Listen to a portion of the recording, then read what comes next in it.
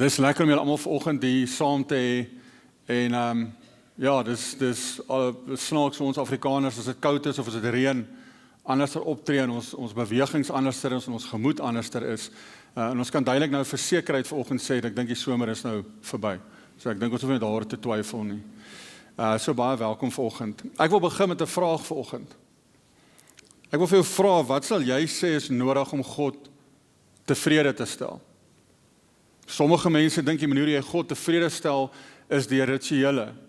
As ek my Bybel lees en ek bid en ek kom gereeld kerk toe, ek luister musiek in my kar.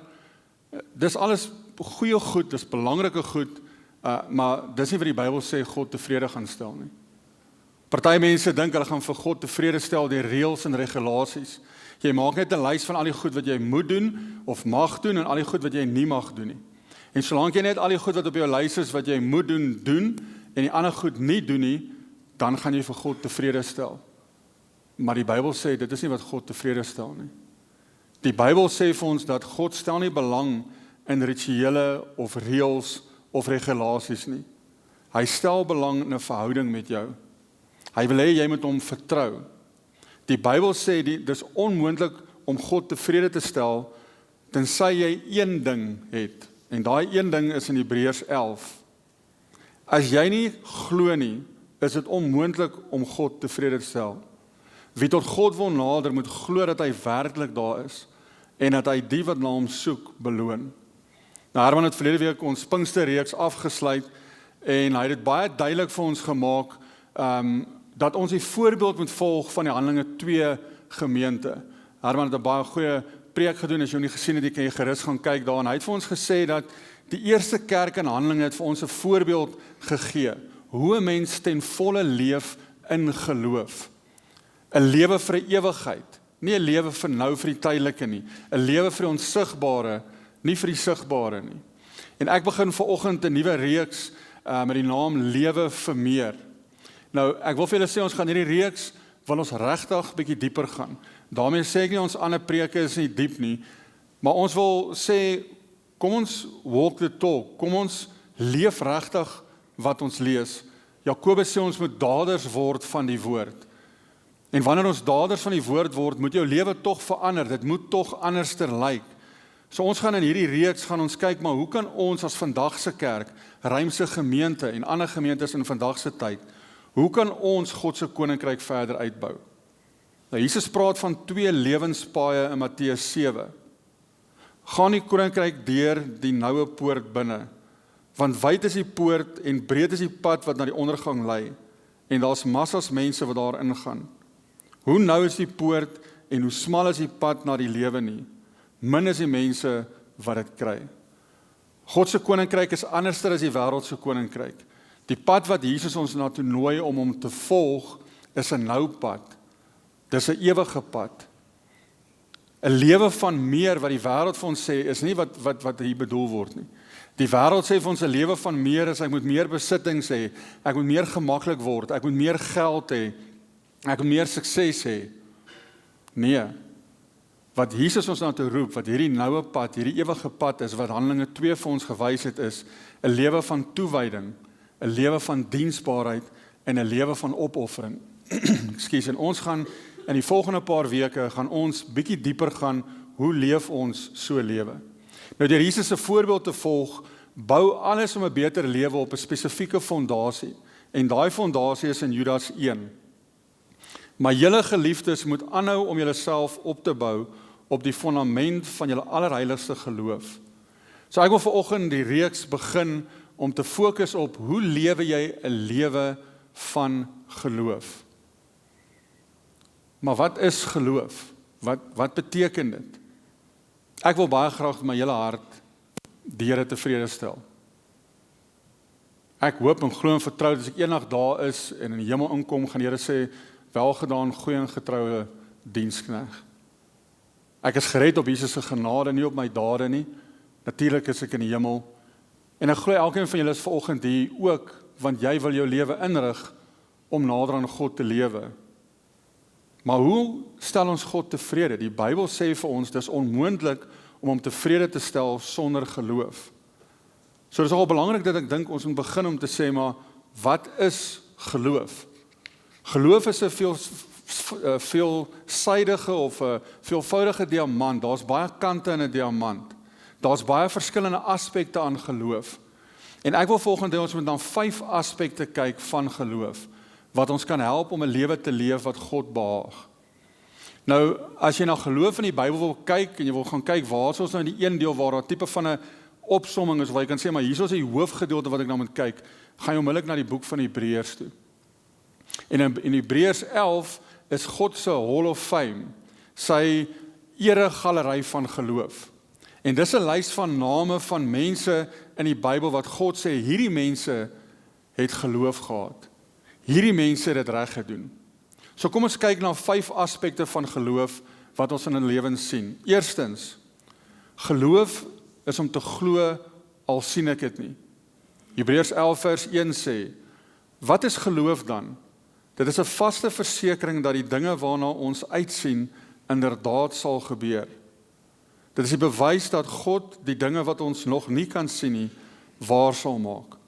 Geloof is om die toekoms in die hede te visualiseer. Dit is om seker te wees van wat jy nog nie kan sien nie. Ons as mense sê, ek sal dit glo wanneer ek dit sien. Maar God sê vir ons, dis die verkeerde manier. God sê, jy moet glo sodat jy kan sien. Ek meen 'n argitek wat 'n gebou beplan of 'n beeldhouer wat 'n beeld gaan maak, moet iets glo, moet iets sien voordat dit gebeur. Iemand het eers gedink, ek glo 'n mens kan vlieg. En almal het gedink die persoon is mal, dit kan nie gebeur nie. Iemand sê maar ek glo dit. Hy sien dit en hy het aangehou tot hulle later 'n vliegtuig ontwerp het, en so is ons almal vandag baie vinniger in 'n ander plek as om met jou kar te ry. Dieselfde met 'n kar, dieselfde met enigiets. Jy moet vooruit iets glo voordat jy dit kan sien. Al daai goed vereis geloof. Jy moet glo dat die onmoontlike moontlik kan word, want geloof verander drome in werklikheid. Maar daar's veel meer as dit. Geloof is om gehoorsaam te wees, al verstaan ek dit nie. God gee vir ons 'n paar voorbeelde hiervan. Die eerste is Noag. Kan jy jouself indink, God kom na jou toe, en hy sê vir jou, hy gaan die hele aarde uitwis. En jy gaan oorbly, en hy gaan met jou gaan hy die hele nuwe aarde oordoen. Net jy gaan agterbly in jou gesin. Van julle bid, jou skoonma gaan dit dalk nie maak nie, maar kom ons sê jou hele familie of jou gesin gaan deel wees daarvan. Kan jy jou indink hoe dit moet wees? God sê vir jou almal, die hele wêreld gaan uitgewis word. Net jy bly oor. Ons lees daar in vers 7. Omdat hy geglo het, het Noag, toe God hom gewaarsku het oor wat nog nie gesien kon word nie, gehoorsaam die ark gebou. Daardeur is sy huisgesin gered. Die Bybel sê voor die vloed het dit nog nooit gereën op aarde nie. Die aarde was nat gemaak geweest deur 'n mis wat soos in die oggende soos dou opgekom het, en dan is die aarde in die oggende, die grond is nat gemaak. Dit het nie gereën voor dan nie. Dit was heeltemal 'n ander atmosfeer geweest. So God sê vir Noag, bou 'n ark in die middel van die woestyn. Hy bly nie op die kus nie, waar Herman nou gesê by Eysterfontein nie. Hy bly in die woestyn in die middel. God sê bou 'n ark. Noag het dit nog nooit in sy lewe voorheen reën gesien nie. Maar omdat Noag gehoorsaam is, al verstaan hy nie, al het hy nie seker gewees, al maak dit nie sin nie, het hy nog steeds die ark gebou. Ek is dankbaar dat hy dit gedoen, want anders sou ons nie vandag hier gewees het nie.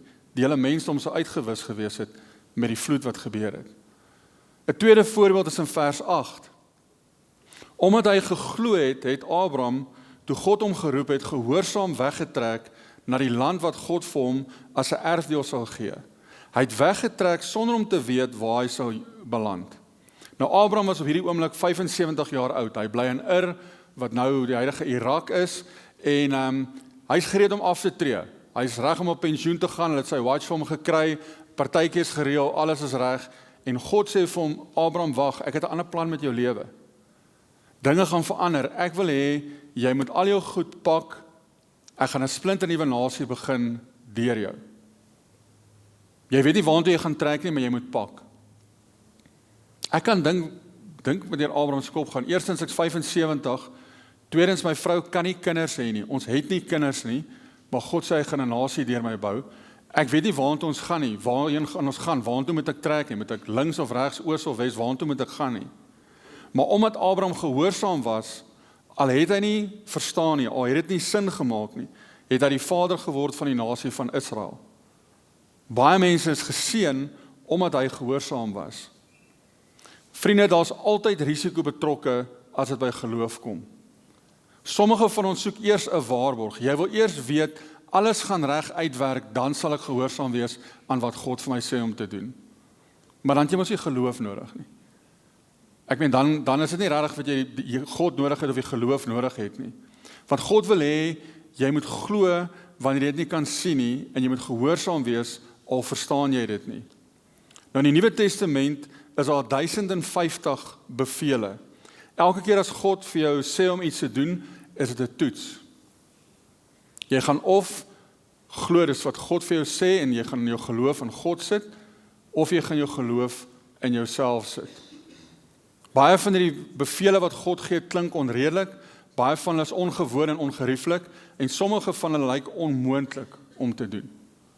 As jy na Jesus se bergpredikasie kyk, sê Jesus jy moet jou vyande nie net vergewe of van hulle hou nie, hy sê jy moet hulle lief hê.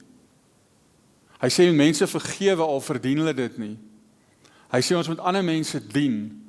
Daar's opdragte wat God vir ons gee wat nie sin maak nie. Maar vriende, wanneer jy leer om te doen wat God vir ons sê om te doen, al klink dit absurd, dis wanneer God jou lewe kan seën. Dis wanneer jy 'n lewe gaan leef van meer. Dis wanneer jy ons 'n verandering in hierdie wêreld gaan maak. Dit help nie ons kom elke Sondag kerk toe nie en ons skryf op die vorm wanneer jy invul ek is 'n Christen nie. Maar as ons buite is, lyk ons presies dieselfde soos wat al die ander mense is. Ons kla oor dieselfde goed, ons reageer op dieselfde manier, ons lewe op dieselfde, al wat anderster is, ouens slaap laat op Sondag, ons kom kerk toe. Dit kan nie die verskil wees nie. Daar moet iets anderster in ons lewens wees. En dit is wanneer ons God se bevele navolg, as ons daders word van die woord. Vriende, hier is die punt, wanneer jy leer om God se wil te doen, en jy doen wat hy vir jou sê, al klink dit vir jou absurd, dis wanneer God jou wil seën. Dis wanneer hy jou gaan seën. Dis wanneer hy deur jou kan werk. Die Bybel sê ook vir ons, geloof is om te gee, al het ek dit nie. Geen geloof gaan saam. God gebruik finansies om ons geloof te toets. Nou die eerste persoon op hierdie ererol van geloof wat God van praat is Abel. Nou Abel het niks groots gedoen nie. Hy het nie 'n groot prestasie gehad nie. Al wat hy gedoen het is, hy het 'n offer gebring. Ons lees in vers 4, omdat Abel geglo het, het hy 'n beter offer as Kain aan God gebring. God het Abel se offer aanvaar en daarmee bevestig dat hy 'n regverdige mens is. Dit was nie hoeveel hy gegee het nie, dis nie wat hy gegee het nie, dit was hoe hy gegee het. God kyk na ons gesindheid waarmee ons gee. Nou daar's twee maniere waarop mens kan gee. Jy kan gee deur redenering, die Engelse woord deur reason, of jy kan gee deur openbaring. Wanneer jy deur redenering gee, kyk jy na jou bankrekening en jy bepaal wat kan ek bekostig. En ek gee dan 'n redelike bedrag gebaseer op wat ek kan bekostig.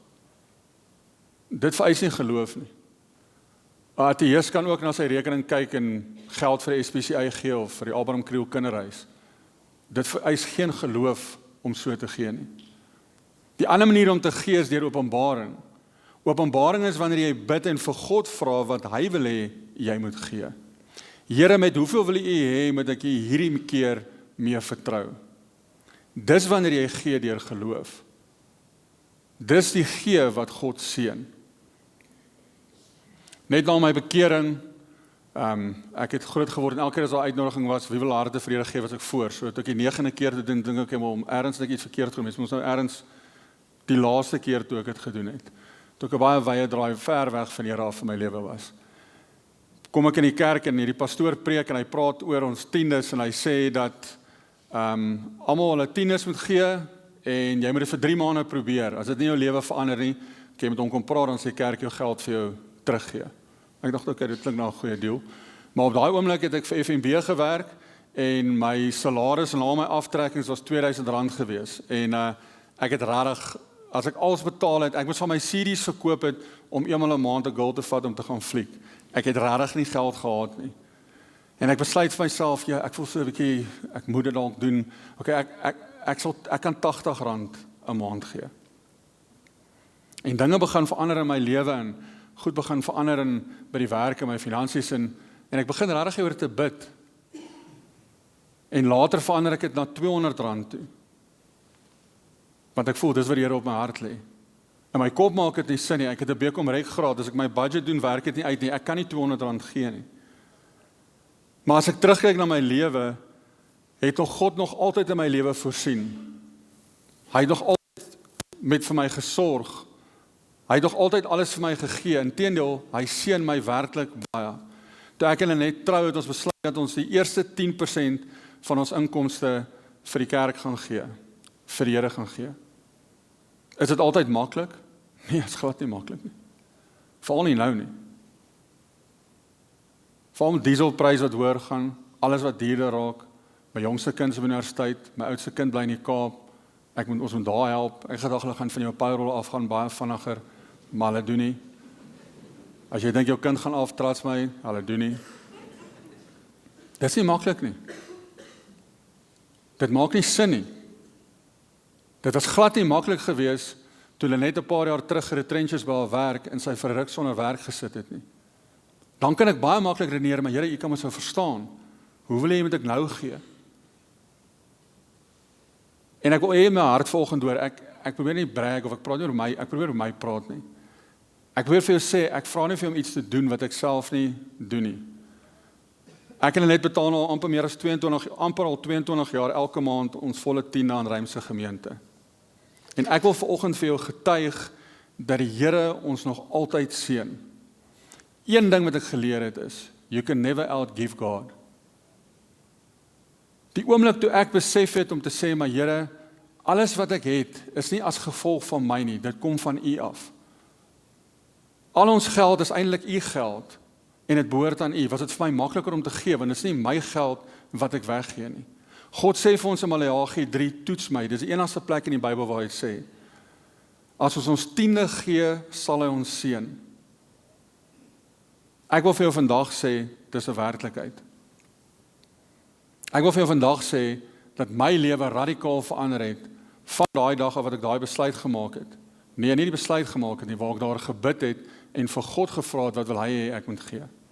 Rymse gemeente gee ook al van die begin af, van die gemeente se bestaan af, die eerste 10% van ons inkomste gee ons na buite, gee ons na behoeftige mense en uitreike buite die gemeente. Daar was al maande gewees, waar daar nie genoeg geld was om salaris te betaal nie, maar ons het nog steeds die 10% oorbetaal, en God het nog altyd voorsien. Ek persoonlik glo, God seën ons gemeente, omdat ons gee. Ek kan vir julle van baie wonderwerke vertel wat al in hierdie gemeente gebeur het. Maar dit is as gevolg van mense wat getrou elke maand hulle bydraes gee. Daar's mense wat gehelp het al met grondwerke, met materiaal, met klanktoerusting, met sekuriteitskameras, sekuriteit, met groot donasies. Daar's 'n groep mense wat elkeen R60,000 'n jaar, boonbehalwe hulle 10de, R60,000 'n jaar gee om die lening af te betaal vir hierdie gebou. Ek wil jou vanoggend uitdaag, inteendeel, ek wil jou ernstig aanraai, ek wil jou smeek, ek wil jou challenge. Begin jou 10de te gee. As jy nie in ons gemeente is, hoef jy net vir ons gemeente te gee nie. Jy kan jou 10de vir die gemeente gee, jy kan jou 10de gee vir jou bediende se kind wat deur die skool moet gesit word, jy kan jou 10de gee waar ook al. Die punt wat ek maak is, hou op met redenering gee. Want guess what, waar is die eerste plek waar ons geld terugvat sodra dit moeilik gaan? Ek kan nie bekostig om hierdie maand nou geld te gee nie. Dis die 20 sent en die R200 wat mekaar kom en sê, Jesus, mekaar lanklaas sien, hoe gaan dit met jou? Die R200 sê, nee, Jesus, ek was by die casino gewees, en ek was by hierdie konsert gewees, en ek was by die Wolkefees gewees, en ek was in Hartenbos gewees, en die 20 sent, hy sê nie, ek was net by die kerk, en by die kerk, en by die kerk gewees. As jy nou ongemaklik is, great. Ek wil jou nie manipuleer nie. Hoekom ek jou ongemaklik wil maak is, want ek wil vir jou sê, Vriende, as ons anderster gaan leef, moet ons dit walk the talk, ons moet dit wys. En ek wil vir jou sê as 'n getuienis, as jy God vertrou met jou finansies, as jy God eerste stel met jou finansies, sal hy vir jou sorg. Ek kan dit vir jou waarborg. Dis nie 'n triek nie, dis nie 'n manipulasie nie. So ek wil jou uitdaag, gaan bid daaroor. Vra vir God, hoeveel wil hy hê moet jy gee? Waar wil hy hê moet jy gee? En begin te gee. Dalk wil jy deel word van die groep van mense wat hierdie lening afbetaal. Vriende, dink net as almal in ons gemeente, ons is nie 'n arm gemeente nie. Ek het verlede week in Rustenburg gepreek by 'n kerk en daar was omtrent 70 mense en ek dink 10 van hulle was jonger as 60. So ek het baie jong gevoel daar. En ek kon 'n paar goed sien en ek kon sien hier kort geld. Ons is nie 'n arm gemeente nie. As hierdie gemeente almal hulle tiende gee, kan julle dink die impak wat ons gaan hê? Kan julle dink die tiende wat ons gaan gee vir die uitreike, die verskil wat ons kan maak in ons bediening daar buite? Ons kan die lening vinnig afbetaal, sodat ons kan kinderbedienlokale bou waar Berna hulle elke Sondag met 93 kinders in een vertrek sit van al die ouderdomme saam. Ons kan 'n baie groot verskil maak as elkeen van ons bydra maak. So geloof is om te glo wanneer jy nie kan sien nie, gehoorsaam te wees wanneer jy nie verstaan nie, en om te gee al het jy dit nie. Die vierde aspek is, geloof is om te volhard al voel ek nie so nie. Dis die teenoorgestelde wat die wêreld sê. Die wêreld sê, doen alles wat gebaseer is op jou gevoelens. As ek voel ek wil dit doen, en dit is goed vir my en dit is lekker, dan doen ek dit. As ek dit nie wil doen nie, dan doen ek dit nie. Doen alles wat jou laat goed voel. Leef net volgens jou gevoelens. En ons word op die einde gemanipuleer deur ons gemoedstoestand. Maar geestelike volwasse mense leef volgens hulle commitments, nie volgens hulle emosies nie. Want jou emosies kan kom en gaan. Ek voel nie altyd lus om vriendelik te wees nie. Ek voel nie lus om altyd met van julle te praat nie. O, is dit net ek, voel julle nie, is dit 'n joke? Of nie? Ek voel glad nie lus, ek voel nooit lus om te gaan oefen nie. Veral in die winter nie. Ons het verlede Saterdag gery, was omtrent -2 in die Kruidel gewees op daai fiets. Ek het gedag gaan dood. Maar weet julle dat soms partykeer ook, voel ek nie lus om te bid nie. Dit gaan dalk skok, ek voel nie lus om my Bybel te lees nie. En ek het agtergekom, wanneer ek nie lus voel nie, is dit juis dan, wanneer ek juis dan my Bybel moet lees en moet bid. Want as dit net gaan oor wanneer ek voel, gaan die duiwel seker maak, ek gaan nooit lus voel om stilte tyd te hou nie. So ek moet volhard ten spyte van hoe ek voel. Dis die geheim van om suksesvol te wees. Suksesvolle mense is bloot gewone mense wat doen wat die gemiddelde persoon nie lus is om voor te doen nie. En dis hoekom hulle suksesvol is. Hoe word jy 'n Olimpiese of 'n professionele atleet? Ure en ure en ure se oefening. As jy 'n Olimpiese atleet of 'n professionele atleet vra, voel jy altyd lus om 6 tot 8 ure 'n dag te oefen? Natuurlik nie. Vriende, ons gaan nie ons geestelike groei net per ongeluk net gebeur eendag. Jy gaan net eendag opstaan en nou het jy gegroei nie. Jy gaan 'n keuse maak. Jy moet kies om gewoontes in jou lewe te bring en te ontwikkel om anderster te leef. Geloof is om te weier om op te gee. Geloof is om die regte dinge te doen, selfs wanneer jy moeg is, selfs wanneer jy nie lus is nie. Vers 27 sê vir ons, ontwikkel ons hierdie volharding. Omdat hy geglo het Moses Egipte verlaat, sonder om deur die woede van die koning te laat afskrik. Hy het volgehou, soos iemand wat sy oog op die onsigbare gevestig het. Jy onthou van Moses. Moses lei die volk na 400 jaar se slawerny uit Egipte uit. En hulle trek deur die woestyn in sirkels en sirkels, want die volk het gesondig. Vir 40 jaar lank moes hy wag. Hoe het hy dit gedoen? Hoe het hy volhard? Hy het sy oë op God gevestig. Wanneer jou oë op God gerig is, kan jy volhard. Sommige van julle sit dalk vanoggend hier en jy wil opgee. Jy wil dalk opgee op jou huwelik. Jy wil dalk opgee op jou studies want dit is vir jou net te moeilik. Jy wil dalk opgee oor hierdie visie of hierdie droom wat God op jou hart geplaas het, want dit gebeur net nie. Dalk voel jy jou gesondheidstoestand is hulpeloos of jou finansiële krisis is onherstelbaar. Jy voel jy wil net opgee. Maar vriende, ek dink dis hoekom God jou vanoggend juis hier het, want hy wil vir jou sê, moenie moed opgee nie. Hou jou oë op my, hou jou oë op God. As jy na jou probleme kyk, gaan jy oorweldig word. As jy na die wêreld kyk, gaan jy ontsteld word. As jy na binne kyk, gaan jy depressief word. Maar as jy jou oë op God het, gaan jy vrede hê. Vrede wat alle verstand te bowe gaan. Dit moet werk. Herman het verlede week vir ons gesê, hoe Petrus gesê het, hy is nie waardig om op dieselfde manier gekruisig te word as Jesus nie, sal dit hom onderste bo gekruisig, wat nog erger is. Waar moet jou lewe wees om op daai vlak te kom? Waar moet jou geloof wees om te sê, maar Here, ek wil volhou, ek wil vir U leef, ek wil vir U alles gee.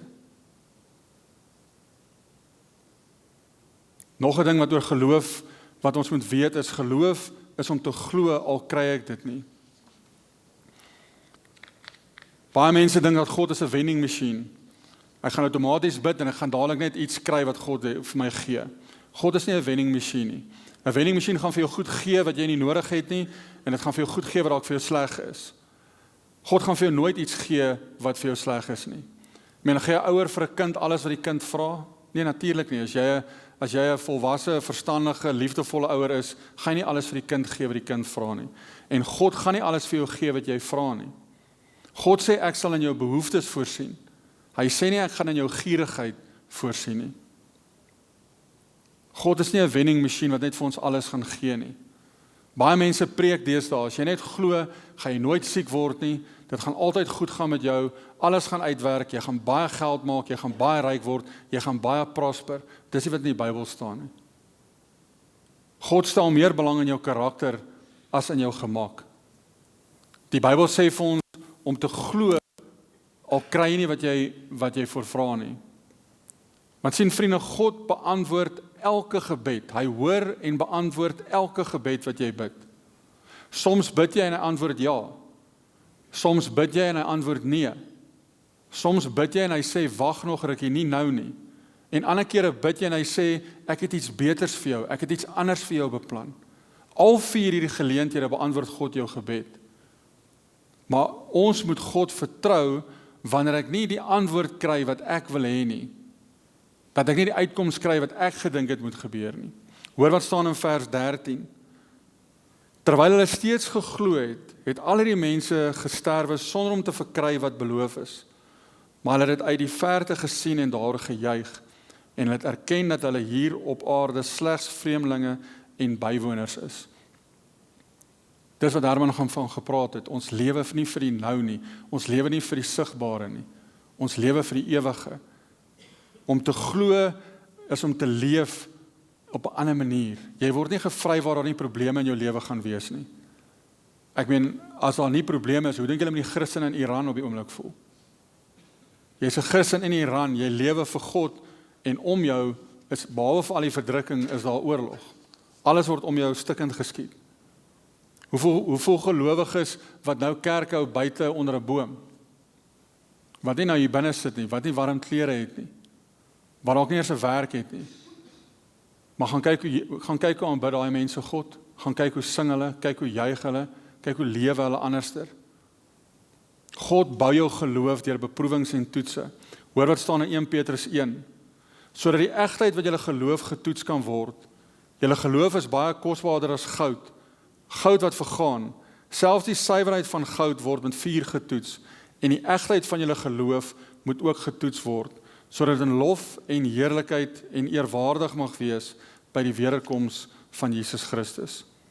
God sal probleme gebruik om jou geloof te toets. Enige iemand kan God vertrou as dinge goed gaan. Enige iemand kan gee as jy ekstra geld het.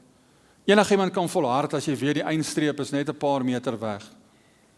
Maar ware geloof word gebou in die valleie van die lewe, in die moeilike tye van die lewe. So ek wil jou vra, aan watter van hierdie aspekte moet jy dalk werk? Moet jy dalk geloof hê wanneer jy nie kan sien nie? Moet jy dalk werk aan gehoorsaamheid wanneer jy dit nie kan verstaan nie? Moet jy werk aan gee wanneer jy nie het nie, of volhard wanneer jy nie lus het nie? Of sommige van julle moet dalk gaan werk aan geloof, al kry ek nie wat ek verwag nie. Ek wil uitdaag om te gaan bid daaroor. Gaan bid en vra vir God, waar het jy geloof nodig? Want soos wat Petrus vir ons sê, die dag wanneer jy weet van jou geloof is wanneer dit getoets gaan word. As dit die dag regtig met jou sleg gaan, as dit regtig op 'n rowwe plek is, Dis wanneer die waarheid gaan uitkom van waar is jou geloof? Waar lê jou geloof? So vra vir God, waar wil hy hê moet jy aan werk? Dis alles op my notas, maar ek voel ek wil nog steeds net sê.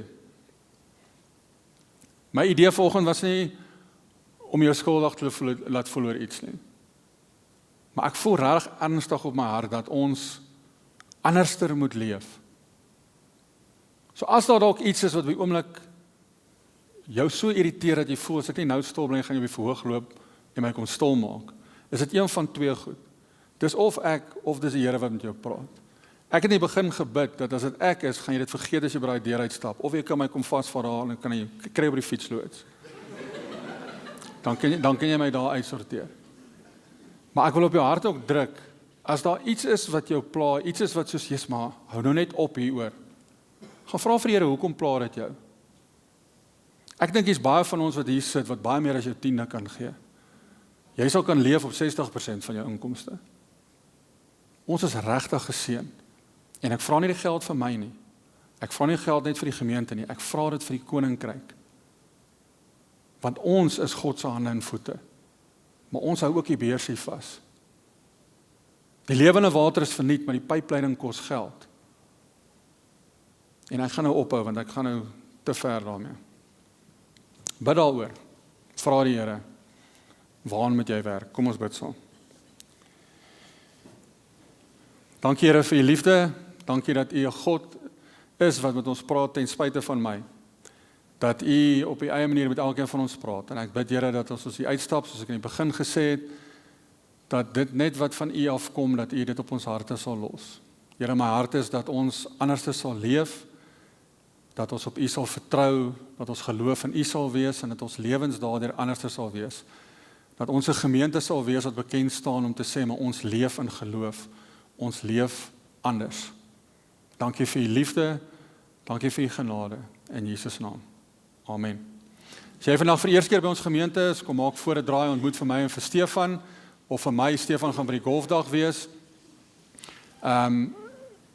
Daar's lekker koffie buite, verniet koffie en tee, daar's ook koffie by Coffee the Bible, en ons hoop om julle almal weer volgende week te sien. As jy uitry, gebruik asseblief die onderste hek en draai links. Ek vra julle baie mooi vir veiligheid. Hulle is besig om na die karre te kyk vir hoeveelheid karre wat op 'n Sondag hier in en uit gaan. So draai asseblief links. Dis nie om my te impress of stil te maak nie. Draai asseblief links en draai onderom aan die onderkant. Ontvang die seën van die Here. Mag die liefde van God die Vader en die genade van Jesus Christus en die teenwoordigheid en die leiding van die Heilige Gees met elkeen van ons wees en die gemeente antwoord. Amen.